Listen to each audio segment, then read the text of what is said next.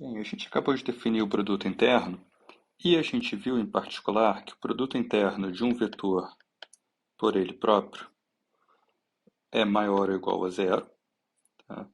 E mais do que isso, ele é igual a zero se e somente se a gente estiver falando da origem. A gente vai usar isso, essa é a propriedade, o item 3 da propriedade que a gente viu no vídeo anterior. A gente vai usar isso para definir uma ideia de distância chamada norma euclidiana, que tem uma ideia bastante simples. É simplesmente a distância de um determinado vetor até o zero. Então é esse trecho daqui. Esse daqui é um vetor qualquer x1, x2. Tá? Bem, daqui a notação para a norma euclidiana de um determinado vetor x em Rn, tá? Duas barras de cada lado, e ela é a raiz do produto interno, de x por x. Okay? Bem, vamos ver de onde é que isso vem. Um caso específico, pega x em R2. X tem duas coordenadas reais, x1 e x2. Bem, nesse caso, o produto interno de x por x é a primeira coordenada vezes a segunda coordenada, mais segunda coordenada vezes a segunda coordenada, igual a x1 ao quadrado, mais x2 ao quadrado, é o que está aqui dentro. Se eu tiro a raiz, então a norma euclidiana de um vetor qualquer é a raiz da soma dos quadrados. Tá? Qual a ideia? Bem, vamos olhar de novo esse gráfico aqui, essa representação.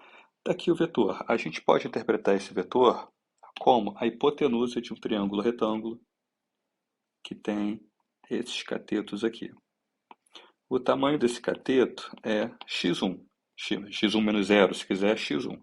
E essa altura, esse outro cateto, é x2. A gente sabe que x1 ao quadrado mais x2 ao quadrado é igual a hipotenusa ao quadrado.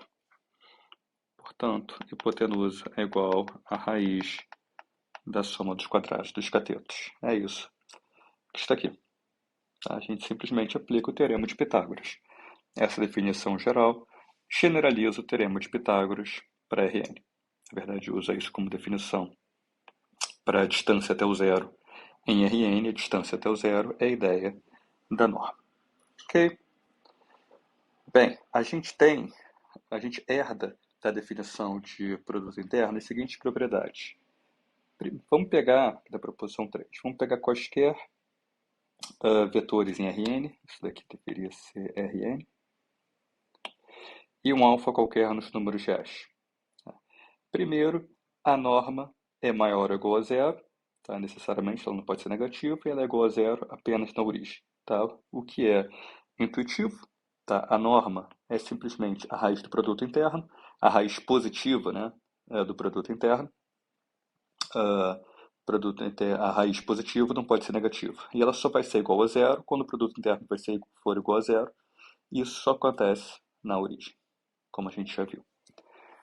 Bem, a norma de x multiplicado por alfa, multiplicação por escalar, é o módulo de alfa vezes a norma de x. Como é que a gente verifica isso daqui? A gente vai usar a definição de produto interno. Como é que a gente vai fazer isso?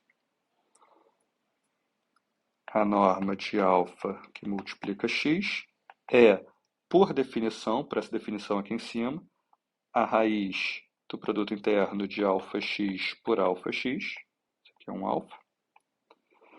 Bem, isso é a raiz do produto interno de alfa x por alfa x. Então, isso é alfa x1 ao quadrado mais etc. até alfa xn, tudo isso ao quadrado. Bem, eu posso tirar o quadrado. Eu posso distribuir o quadrado nessa multiplicação. Então, isso vai ser alfa ao quadrado x1 ao quadrado, mais etc. Alfa ao quadrado xn ao quadrado, raiz disso tudo. Vou colocar o alfa em evidência. Alfa ao quadrado que multiplica x1 ao quadrado, mais etc. até xn ao quadrado. E agora vamos lembrar que a raiz de um produto, eu tenho um produto agora, alfa ao quadrado vezes esse produto aqui. A raiz do produto é o produto das raízes. Então, isso daqui é a raiz de alfa ao quadrado vezes a raiz da soma de x1 ao quadrado até xn ao quadrado. Bem, a raiz da soma de quadrados é exatamente a norma de x. E a raiz de alfa ao quadrado é simplesmente o módulo de alfa. Eleva ao quadrado, um número que pode ser positivo ou negativo a princípio, tiro a raiz, eu tenho apenas a parte positiva. Então, tenho de fato o módulo de alfa vezes a norma de x, que é o que a gente tem aqui. Okay?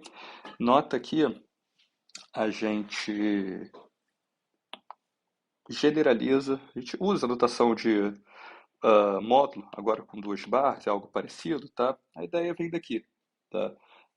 Na reta, tá? Quando eu tenho apenas uma dimensão, por exemplo, apenas alfa, se eu elevo ao quadrado e tiro a raiz, eu construo exatamente o módulo. Pego um número positivo ou negativo, jogo fora o sinal, fico apenas com a parte positiva.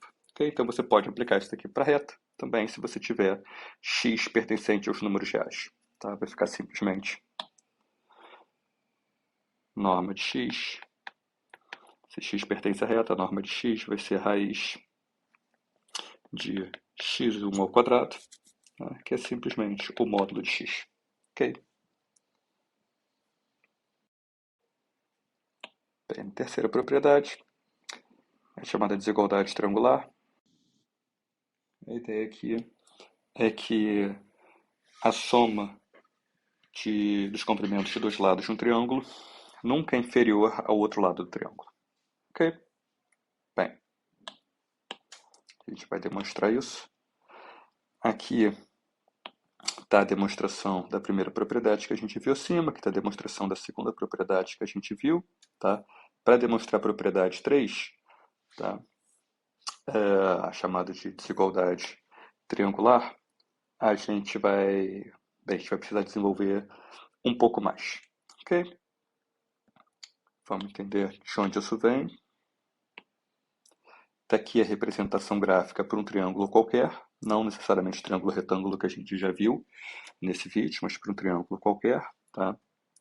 Um lado A, um lado B, a soma deles é certamente maior do que esse lado C aqui, é simplesmente porque se eu andar direto de um ponto até outro, eu chego mais rápido, distância menor do que se eu andar para um outro ponto qualquer e depois tomar a direção correta. Ok? Para demonstrar a desigualdade triangular, a gente precisa falar de ângulo, definir como o ângulo se relaciona com o que a gente está falando. A gente vai fazer isso no próximo vídeo.